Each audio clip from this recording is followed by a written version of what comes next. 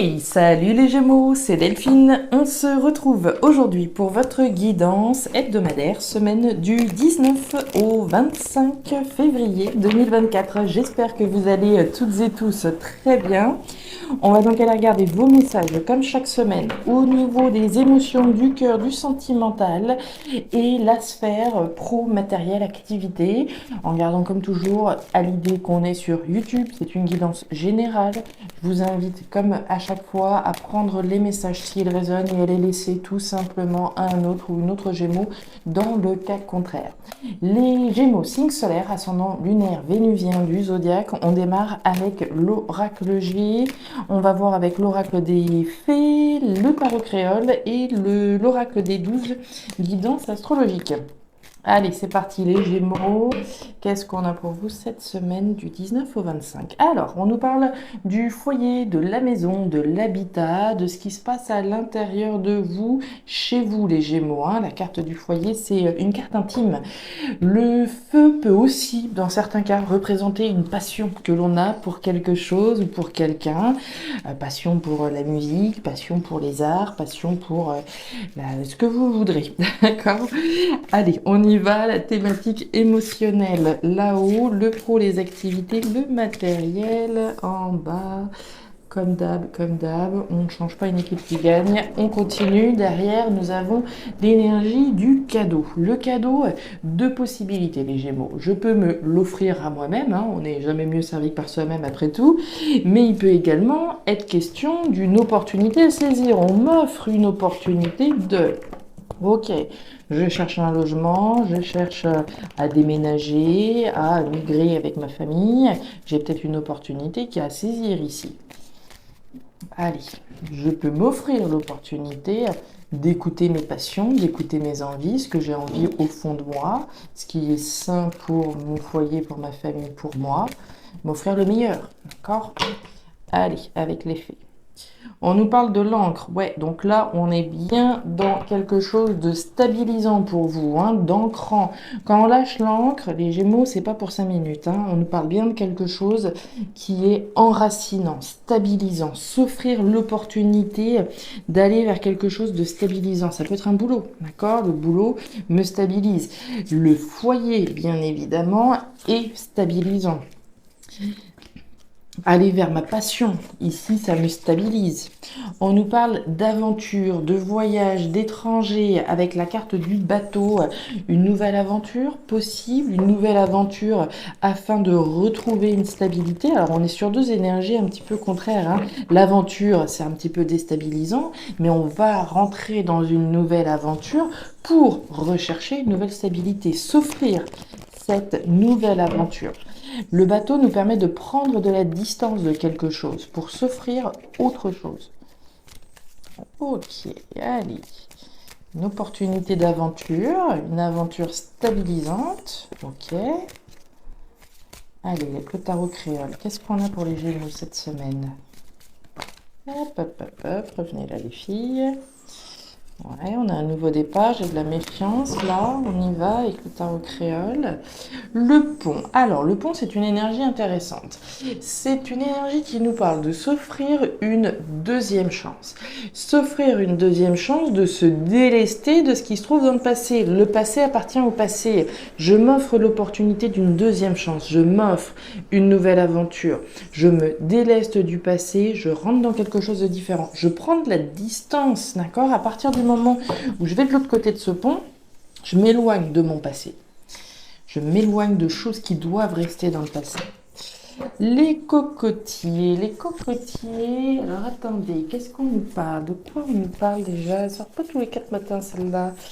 54. Renaissance. La noix de coco représente la vie, son eau rafraîchit et sa pulpe nourrit, d'où la renaissance.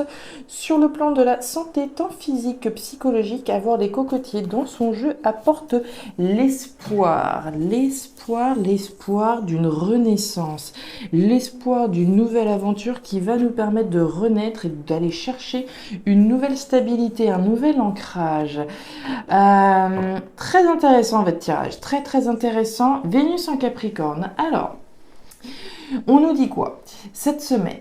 Ne faites pas peser, sur votre partenaire une charge émotionnelle trop intense. Privilégiez le mental et la réflexion dans votre façon de communiquer. La période est propice à un temps de réflexion qu'il est essentiel de respecter.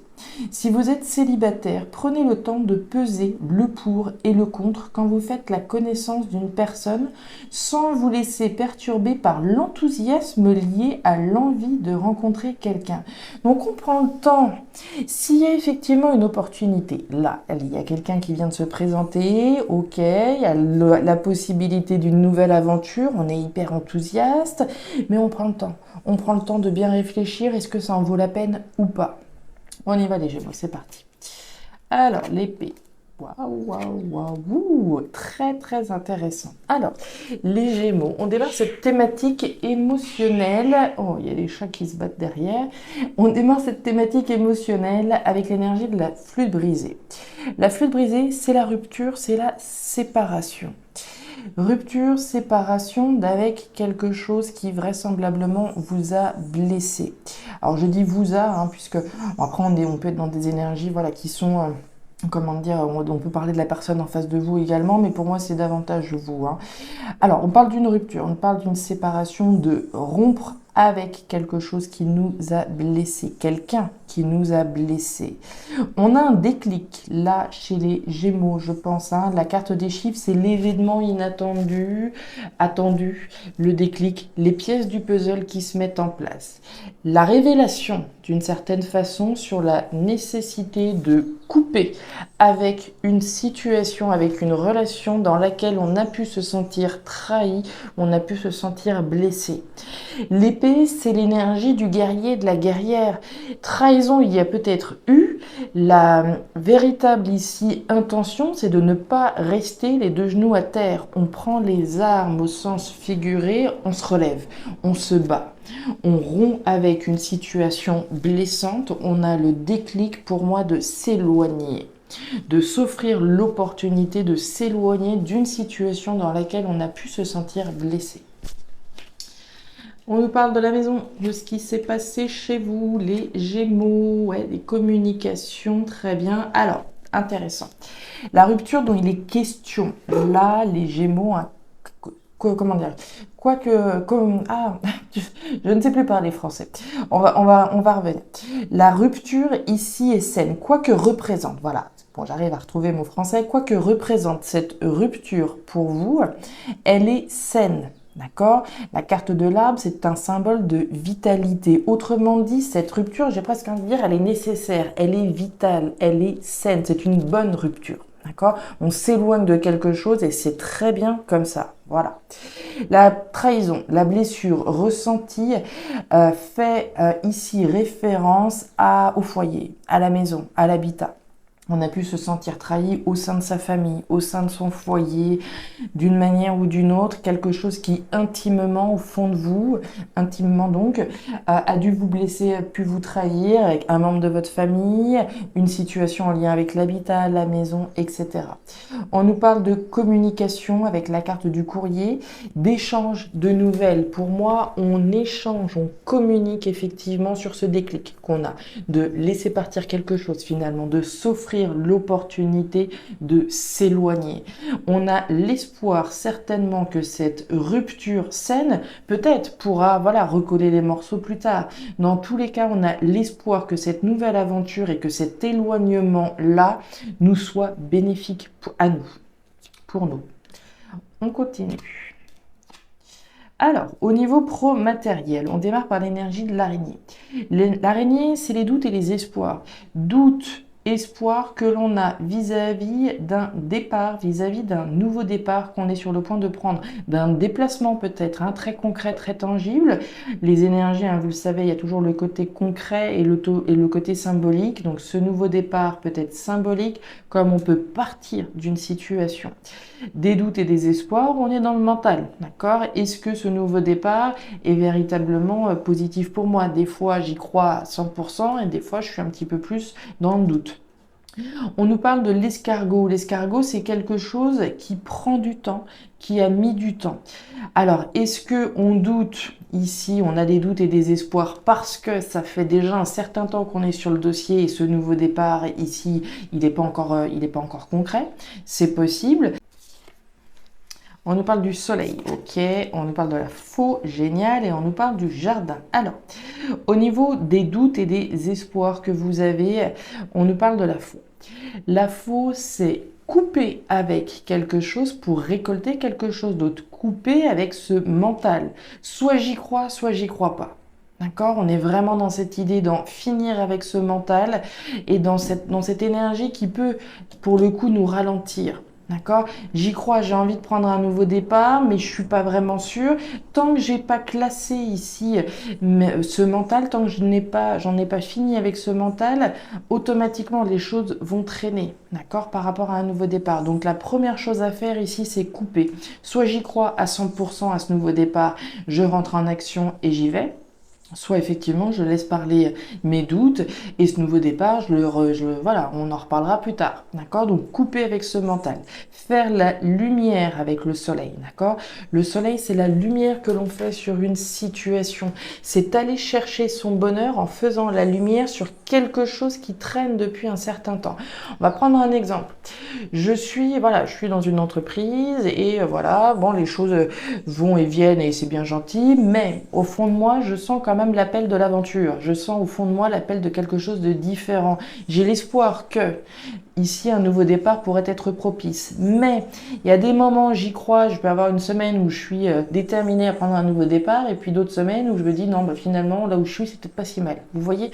Donc c'est vraiment une situation là dans laquelle on est, je pense, depuis un certain temps, dont il est question de faire la lumière, oui ou non. Est-ce que je m'offre cette opportunité? Prendre le temps de réfléchir, d'accord? On prend le temps de réfléchir, on prend le temps de faire de la lumière. On nous parle du jardin, on nous parle de votre entourage, hein. On a certainement envie de prendre un nouveau départ pour nous, mais aussi pour nos proches, d'accord? Pour les gens ici qui gravitent autour de vous, un nouveau départ, une nouvelle aventure. Il est possible hein, ici qu'on ait envie peut-être de s'éloigner de certaines personnes, c'est possible, hein, on prend de la distance, on prend de la hauteur par rapport à certaines personnes ici qui sont autour de vous. Les poissons, on nous parle de richesse, on nous parle d'argent, on nous parle de ce que vous avez intérêt à faire ou pas.